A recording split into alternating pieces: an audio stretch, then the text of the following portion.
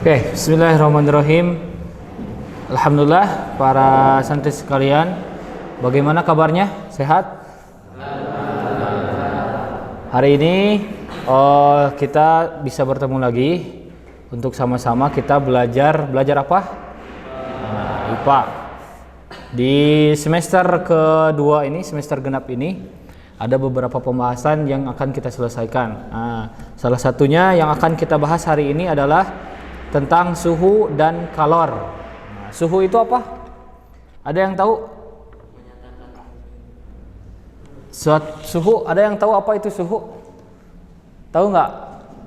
Suhu itu adalah tinggi dan rendahnya suatu keadaan yang menunjukkan titik acuan suatu kalor.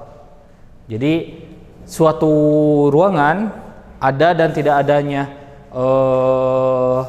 kalor atau energi itu diatur dengan suhu. Gitu. Seperti kita di ruangan ini, ya, terasa panas berarti menunjukkan bahwa di sini banyak kalor, artinya suhunya tinggi. Kalau misalnya di ruangan ini dingin, berarti kalornya adalah rendah, sehingga suhunya pun menunjukkan kepada rendah. Itu yang disebut suhu. Jadi suhu itu adalah indikator tinggi dan rendahnya kalor dalam suatu ruangan. Baik itu ruangan ataupun diri kita sendiri. Kalau kita sakit misalnya, kita pakai alat untuk mengukur suhu. Nah, itu menunjukkan sejauh mana ada dan tidak adanya kalor di dalam tubuh kita. Nah, yang insya Allah kita akan bahas hari ini adalah tentang alat pengukur kalor atau pengukur suhu. Apa? Termometer. Termometer itu ada berapa? Ada yang tahu? 4. Coba siapa yang bisa menyebutkan apa saja termometer? Jenis-jenis termometer. Siapa? Coba angkat tangannya. Oke, Kena, silakan. Apa berapa macam termometer? Ada 4. Apa saja? Termometer Celcius. Termometer Kelvin. Termometer apa lagi? Ada yang bisa nambahin? Baru 2? Ya. Termometer Fahrenheit sama termometer Reaumur. Termometer Celcius, Fahrenheit, Reaumur dan Kelvin. Nah, Reaumur, Celcius, Fahrenheit dan Kelvin itu adalah satuan yang digunakan untuk mengukur suhu tersebut. Jadi ada yang ditemukan oleh Celcius, ada yang disebutkan oleh Fahrenheit, ada yang ditemukan oleh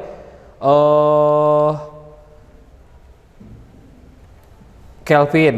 Nah, adapun pengertian termometer sendiri itu adalah berasal dari kata bahasa Yunani yang artinya termos. Termos, kamu tahu termos yang suka dipakai air, fungsinya untuk apa? Untuk menahan panas. Nah, termos itu ternyata dalam bahasa Yunani artinya adalah panas. Dan meter berarti pengukur. Termometer berarti alat untuk mengukur panas suatu benda. Nah, tadi kita sudah bahas bahwa termometer itu ada 4 macam. Ada termometer Celcius, ada termometer Reaumur, ada termometer Fahrenheit. Nah, perbandingan dari ketiga termometer ini adalah 5, 4, dan 9. Yaitu untuk Celcius perbandingannya 5, kemudian Reaumur 4, dan Fahrenheit itu adalah 9. Ya. Adapun istilahnya atau rumusnya bisa kita lihat di infocus atau proyektor yang ada. Nah, ini rumus perbandingan ketiga termometer, yaitu Reaumur, Celcius, dan Fahrenheit.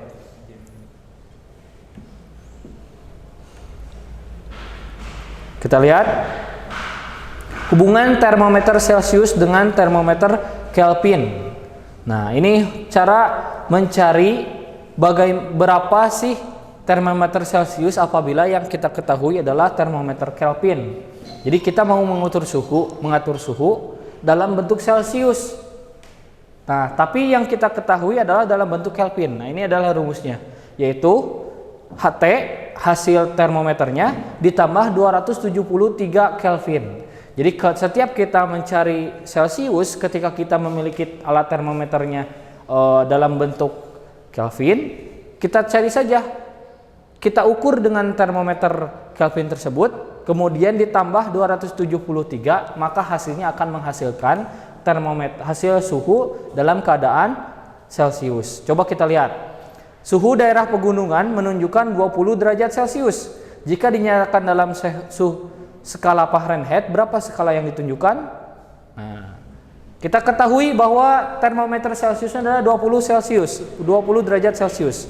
Yang ditanyakan adalah berapa derajat pada suhu Fahrenheit. Nah, caranya adalah kita kembali lagi. Nah, ini adalah rumusnya. Termometer Fahrenheit sama dengan 9/5 dikali termometer Celcius ditambah 32. Nah, coba kita lihat 9/5 dikali berapa tadi Celciusnya? 20. Dikali 20 ditambah 32, maka hasilnya adalah 36 ditambah 32. Maka termometer skala suhu yang didapat dari termometer Fahrenheit yang kita dapat adalah 68 derajat Fahrenheit.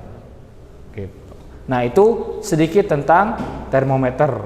Nah, berkaitan dengan suhu dan kalor akan ada perubahan yang kita sebut pemuaian. Jadi yang berkaitan dengan kalor biasanya ada dengan pemuaian. Ada pemuaian zat padat, ada zat cair, dan ada gas. Nah, apa sih pemuaian itu? Ada yang tahu apa itu pemuaian? Ada yang tahu? Nah, coba Kaisan, apa itu pemuaian? Pemuaian adalah perubahan suatu benda yang bisa menjadi berbentuk panjang, lebar, luas, atau berubah volumenya bahkan terkena panas. Nah, itu yang disebut pemuaian, yaitu berubahnya suatu benda yang bisa menjadi bertambah panjang, bertambah lebar, atau bertambah luas karena adanya peningkatan suhu atau kalor. Nah, berkaitan dengan suhu, ketika suatu suhu itu naik, maka pasti akan ada perubahan. Contoh misalnya, kamu punya sebatang kayu. Misalnya derajatnya cuma 32 derajat Celcius. Kemudian kamu nyalakan api sebesar 40 derajat Celcius. Kamu dekatkan api itu kepada kayu tadi. Apa yang terjadi? Yang terjadi adalah suhu dari sekitar kayu tersebut menjadi panas karena dekat dengan api yang bersumber panas. Sehingga yang terjadi adalah pemuaian. Kayu yang tadinya lurus bisa jadi berubah menjadi panjang. Yang tadinya misalnya 32 derajat Celcius, 32 cm bertambah menjadi 35. Itulah yang disebut pemuaian. Atau contoh yang lain kita lihat kaca atau cermin. Nah, kaca ini kalau lama kelamaan dalam keadaan suhu yang panas itu akan memuai, berubah menjadi panjang atau bisa jadi berubah menjadi lebar. Nah, secara ringkasnya kita lihat sesuatu yang meleleh. Itu adalah pemuaian. Pelelehan itu salah satu contoh pemuaian. Kalau kita melihat lilin terkena panas, berubah bentuknya, itulah yang disebut pemuaian. Itu salah satu contohnya adalah pelelehan.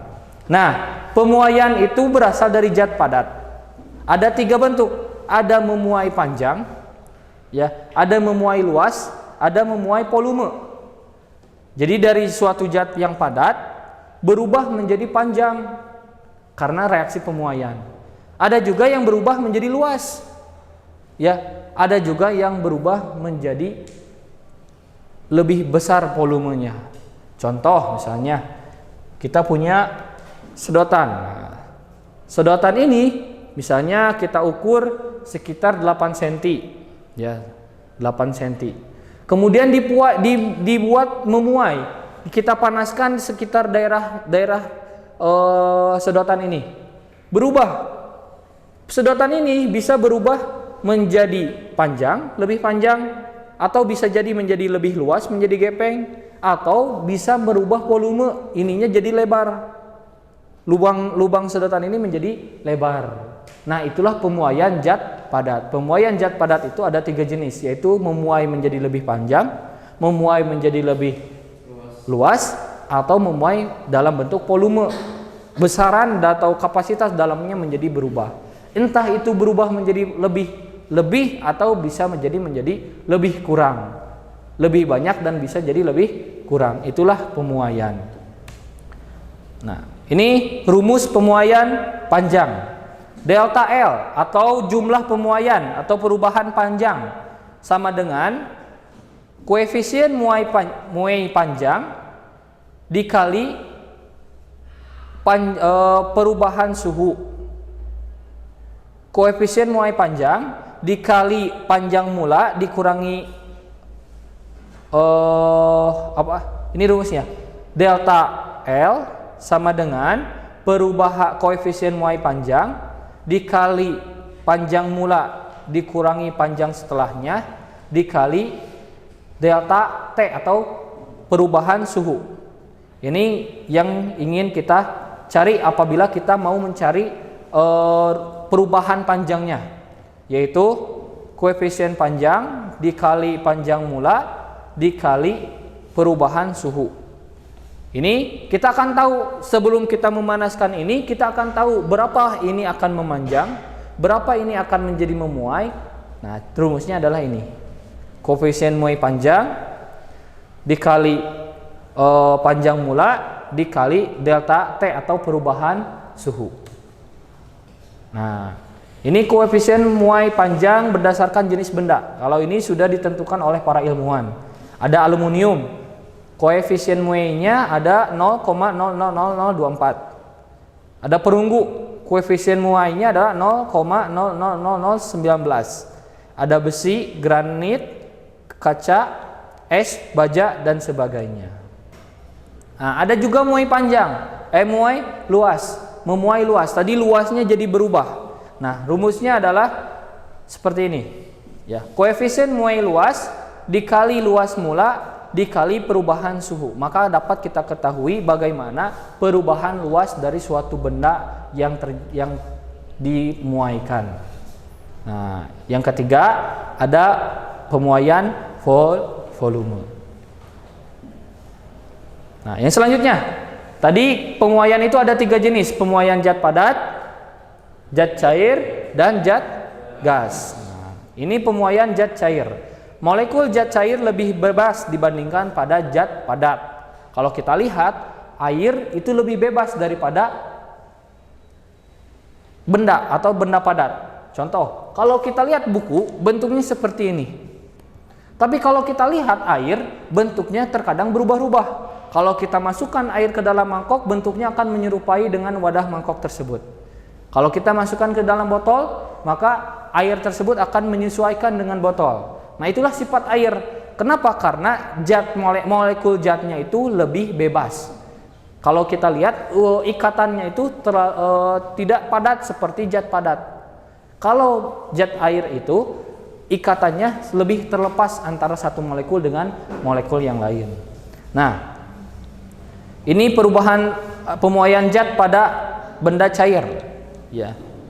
Delta V sama dengan Y dikali V dikali delta T atau perubahan volume dikali koefisien muai luas dikali volume mula-mula dikali delta perubahan suhu.